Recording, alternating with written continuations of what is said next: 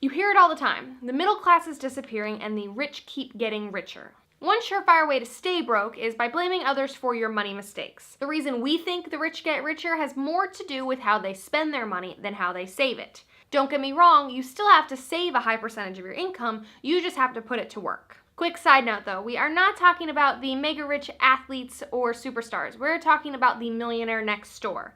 He might not have a fancy house or car, but he doesn't have to worry about money. Let's first take a look at how the average American spends their money.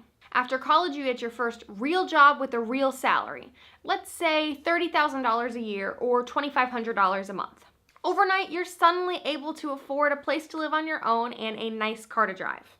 As you keep getting raises, you put away a little money, but you still spend some or most of that on a nicer house, a nicer car, jewelry, clothing, vacations, etc. What do all of those items have in common? They are liabilities.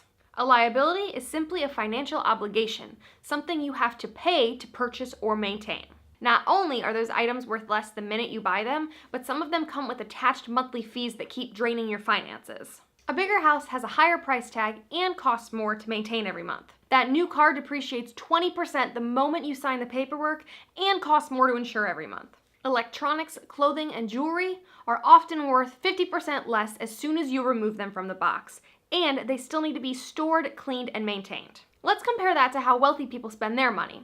Sure, they still buy their fair share of liabilities, but they also funnel some of their money into income-producing assets. An asset is something of value that produces income, things like stocks, property, or businesses. As opposed to liabilities, which depreciate in value and cost you money every month, assets go up in value over time and often produce income every month. The rich get richer because they put their dollars to work buying things that will make them money and then use that money to buy more assets that will make them even more money. Once the snowball gets rolling, there's no limit to the wealth that you can accumulate.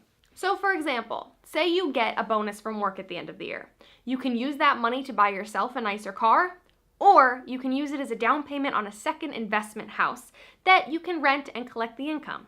In the second scenario, not only do you get to keep the bonus money because you can sell that house at any time and get that money back, but you also can make a few $100s a month on the rent. After a while of saving all that rent, you'll have enough money to buy another investment property. You're making even more every month that you can continue investing, and on and on. It's no wonder that the rich keep getting richer. If real estate is not your thing, you can replace investment houses with stocks or businesses, and the result would be the same. Spend less than you earn, invest the difference, and over time your wealth will grow.